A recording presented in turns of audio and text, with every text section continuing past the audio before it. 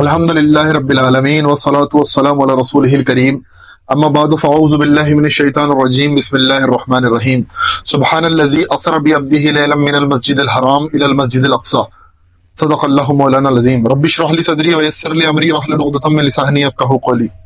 سامعین حضرات، سیرت النبی کا 19واں پارٹ لے کے آپ کے سامنے حاضر ہوا ہوں۔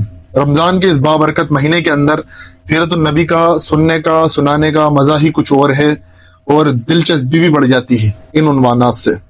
آج دیکھیں جو آیت میں نے کریمہ تلاوت آپ کے سامنے کری ہے، سورہ بنی اسرائیل کی شروع کی ابتدائی آیت کا ابتدائی ٹکڑا، اس میں اللہ تبارک تعالیٰ ارشاد فرماتے ہیں بابرکت ہے وہ ذات جو اپنے بندے کو راتوں رات لے گئی مسجد حرام سے مسجد اقصی۔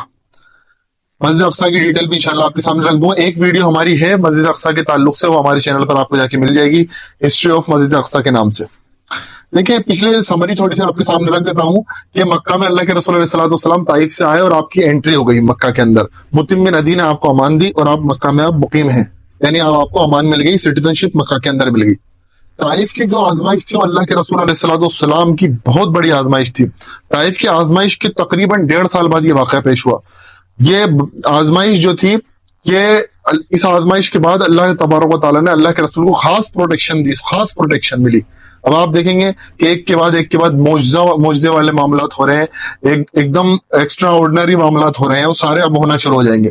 یہ تقریباً روایت میں 11، 12، 13 نبوی تک 10 نبوی کا بھی ذکر آتا ہے اس جو ہے اسراء والمعراج کے واقعے کا، لیکن زیادہ قوی دلیل جو ہے 12 نبوی کی ہے۔ اس کو اسراء والمعراج کہتے ہیں۔ اسراء کہتے ہیں زمینی سفر کو جو مکہ سے فلسطین تک ہوا، یعنی مسجد حرام سے لے کے مسجد اقصی تک، اسے اسراء کہتے ہیں رات کے سفر کو۔ اور معراج جو ہوئی ہے مسجد اقصی سے جو آسمانوں کا سفر ہوا اسے معراج کہتے ہیں، اس لیے اس کا پورا نام جو ہے اسراء والمعراج ہے۔ آپ گھر پہ تھے، آپ کو فرشتے یا خانہ کعبہ کے پاس لائے، یا خانہ کعبہ سے یہ سارا معاملہ شروع ہوا۔ اللہ کے رسول علیہ الصلوۃ والسلام خانہ کعبہ کے پاس تھے، بہت زیادہ گہری نیند تھی آپ، لیکن تھوڑے تھوڑے جاگے ہوئے تھے۔ جبریل امین علیہ الصلوۃ والسلام کے ساتھ ایک فرشتے اور تھے، وہ آپ کو لے کے آئے۔ اللہ کے رسول علیہ السلام، یہ میں شارٹ میں بتا رہا ہوں کیونکہ ویڈیو بہت لمبی ہو جائے گی، اس کے اوپر انشاءاللہ ایک ویڈیو مزید ہم پوری بنائیں گے۔ اللہ کے رسول علیہ الصلوۃ والسلام کو زمزم کے کنویں کے پاس لے جایا گیا، آپ کے سینے کو چاک کرا گیا، اس میں سے آپ کے دل کو نکالا گیا، اس میں سے اس کو زمزم کے پانی میں دھویا گیا، پھر ایک تشت لایا گیا اور تشت حکمت اور اسی طرح سے جو سینہ تھا اس کو حکمت سے اور علم سے بھر دیا گیا، اور پھر اس کو سی دیا گیا پورا۔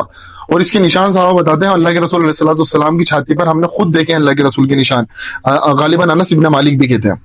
پھر ایک سواری لائی گئی اللہ کے رسول علیہ الصلوۃ والسلام کے لیے، جو کہ گدھے سے بڑی اور خچر سے تھوڑا چھوٹی تھی، اس کا نام تھا براق۔ براق لفظ ہے برق سے، برق کہتے ہیں بجلی کو، یعنی اس کی اسپیڈ بہت بجلی کی تھی، بجلی کی طرح تیز تھی۔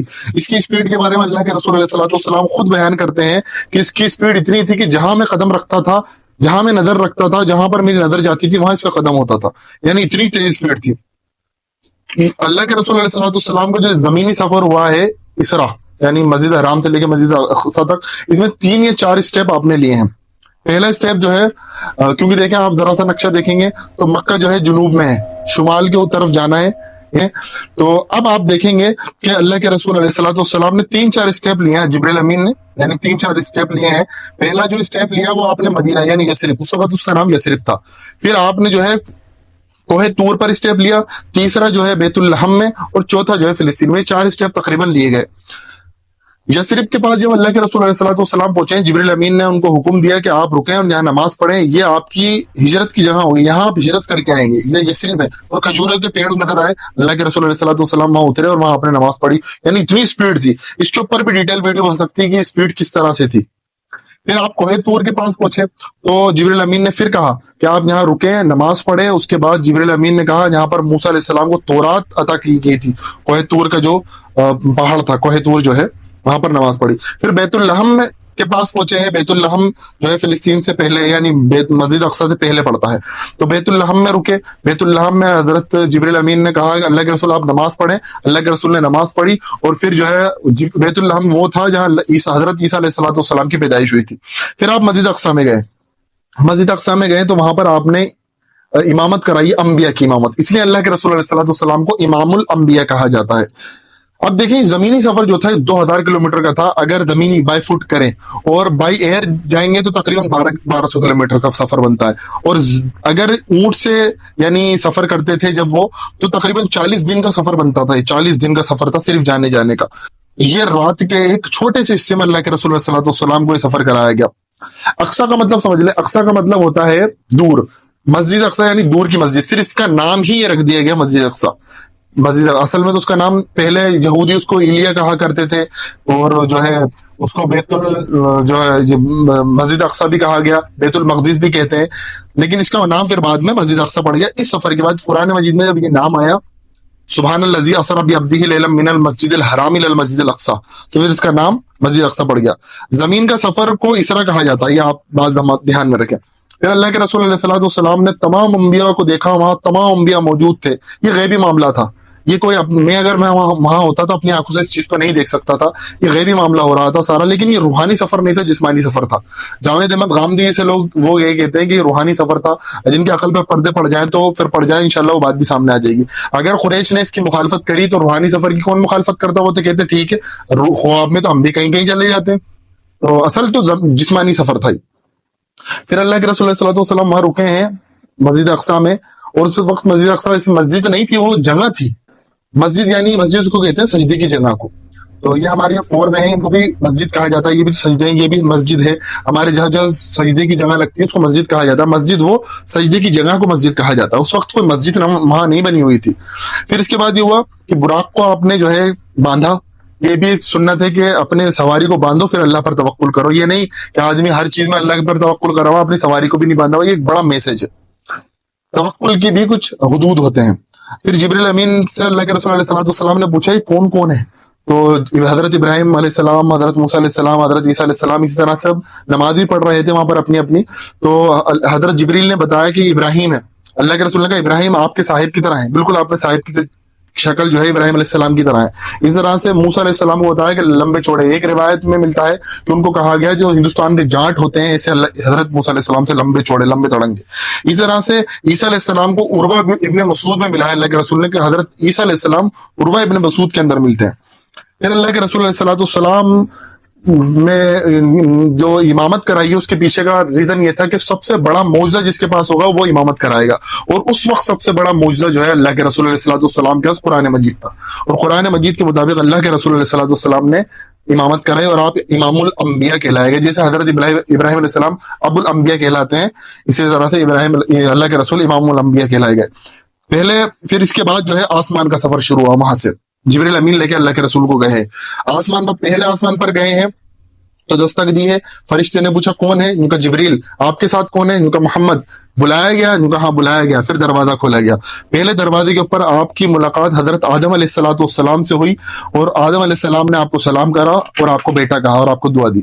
پھر اس کے بعد دوسرے دروازے پر جب پہنچے ہیں تو وہاں پر بھی وہی سارا معاملہ ہوا، دستک دیے، پوچھا، سوال کرا اور انٹری ہوئی۔ وہاں پر دوسرے آسمان پر جو ہے حضرت عیسیٰ علیہ السلام اور یحییٰ علیہ السلام ملے، ان کو آپ نے بھائی کہا اور سلام کرا۔